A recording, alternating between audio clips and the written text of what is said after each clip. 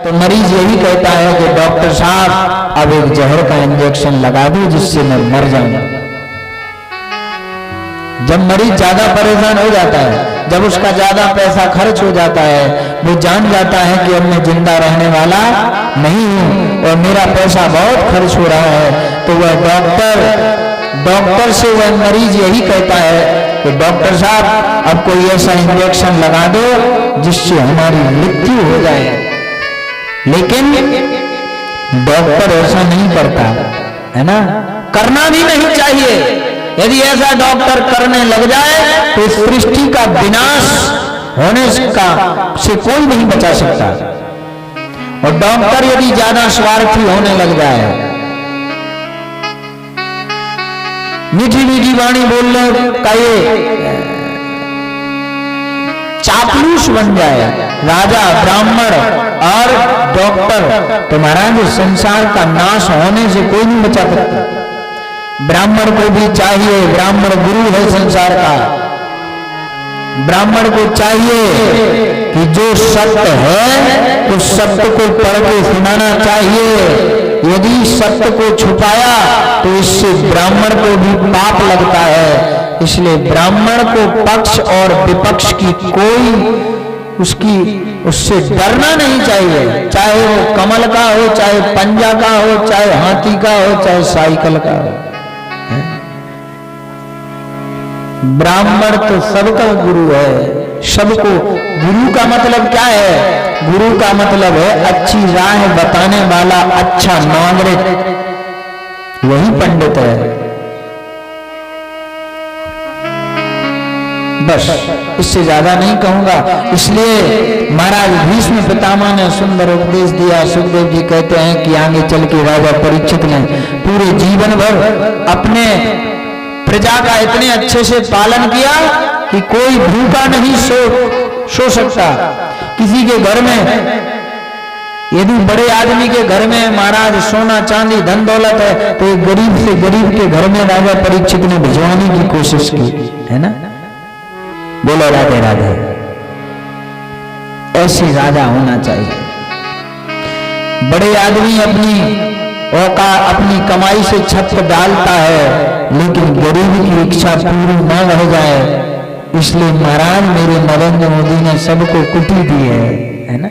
अकेले नरेंद्र मोदी ने नहीं दी, इसके पहले भी चलता था, वो तो राहुल जी ने भी दी है और सब देते हैं। मुख्यमंत्री, प्रधानमंत्री, इंदिरा गांधी आवास योजना भी चली, सब देते हैं। मैं ये नहीं कह रहा हूं कि नरेंद्र मोदी जी नहीं दी है, मैं पक्ष और विपक्ष की पहले कह चुका हूं, मुझे कोई लेना देना नहीं। पर कहने का भाव यह है कि जो राजा बड़े से लगा करके छोटे से छोटे व्यक्ति को समान रूप से देखे, वही राजा धर्मात्मा होता है। और ऐसे ही हुआ। आगे चलते राजा परीक्षित का चौथापन आ गया। 4 बेटा हैं परीक्षित जी के, जन्मेजय आदि। बड़े बेटे को राजा परीक्षित ने राज सौंप कर जंगल में शिकार खेलने के लिए महाराज अपने कोषाग्रह से एक मुकुट उठाया, और वो मुकुट जरासंध का था। उस मुकुट को धारण करके शिकार खेलने के लिए गए। और महाराज जैसे ही शिकार खेलने गए, तो जंगल में एक गाय और एक बैल को देखा है। उस गाय बैल की वार्ता, बैल के 3 पैर कटे हैं और गाय रो रही है। क्यों? क्योंकि धर्म ये आज भी चल रहा है। धर्म धीरे धीरे लुप्त होता जा रहा है। धर्म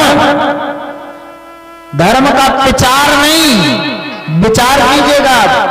धर्म का प्रचार तो बहुत हो रहा है। ये क्या हो रहा है? ये प्रचार हो रहा है माइक के द्वारा। क्या है? धर्म नहीं हो रहा है, ये धर्म का प्रचार हो रहा है। धर्म में और धर्म के प्रचार में फर्क है। धर्म कौन है? बोलो धर्म न दूसर सत्य समाना,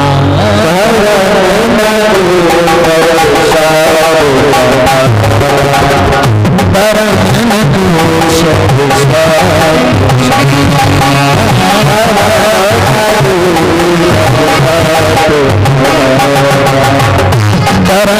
दूसर सत्य समाना,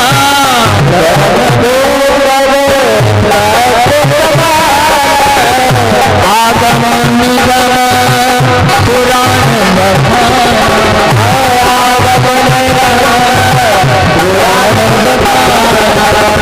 धर्म न दूसर सत्य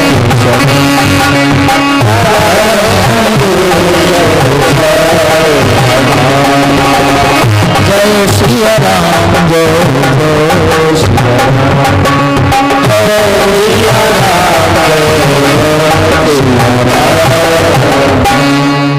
ये क्या धर्म जो है, धर्म कहां तक सीमित है? धर्म हो तो रहे हैं लेकिन धर्म सिर्फ हमारे दिखावे के हो रहे हैं। बोलो राधे राधे। यही ब्राह्मण की वाणी है, सत्य।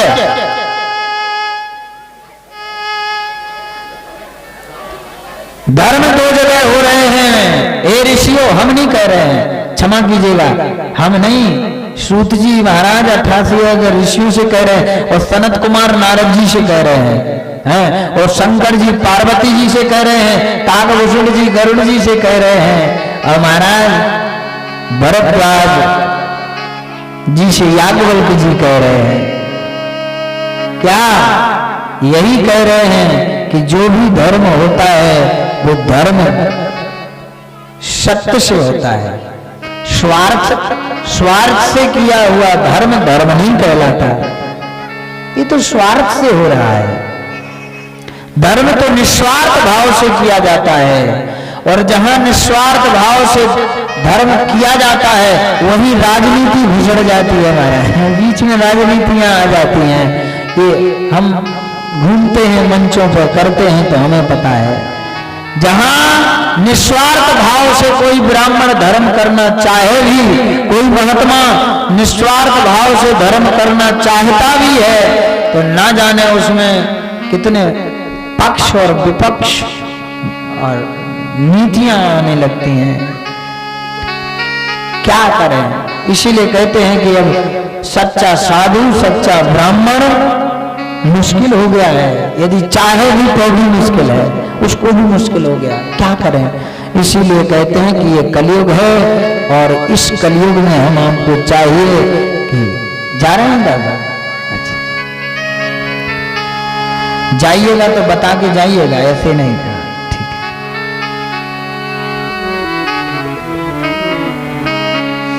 सूत जी महाराज कहते हैं कि धर्म न दूसर सत्य समाना, आगम निगम पुराण बखाना। ये भी जो निकल गए ना, इन्हीं ने शीतल माता के पास बहुत अच्छा कार्यक्रम कराया। वहां तो होते रहते हैं, 8-10 साल से हमें पकड़े हैं और बैठा लेते हैं, महाराज कराओ, होते रहते हैं, यज्ञ भी करवा ले। बड़े अच्छे भक्त हैं सब लोग। 2-3 यज्ञ भी हो गए, और एक भागवत में 5-5 लाख रुपया, 6-6 लाख रुपया इकट्ठा करते एक भागवत में। बड़ा दिव्य आनंद करते हैं आप लोग। तो धर्म क्या है? बोले धर्म न दूसर सत्य समाना, आगम निगम पुराण बखाना। ये आगम निगम सब यही कहते हैं कि धर्म क्या है? बोले धर्म भागवत करा लेना धर्म नहीं है, यज्ञ करा लेना धर्म नहीं है, दान कर लेना धर्म नहीं है।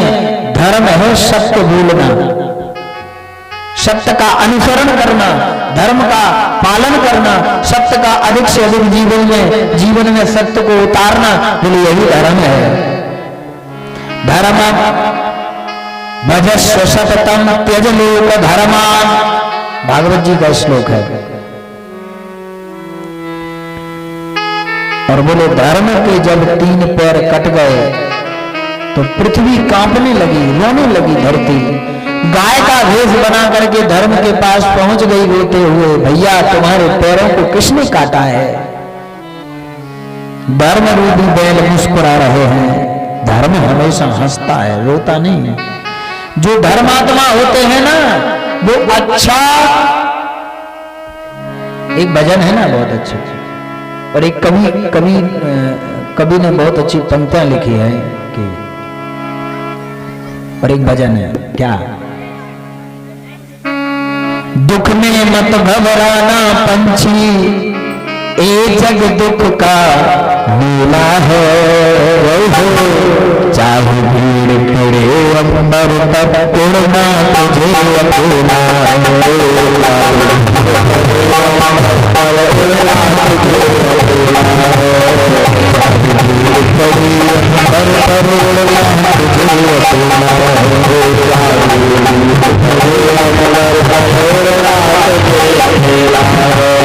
दुख में मत घबराना पंछी, ये जग दुख का मेला हो।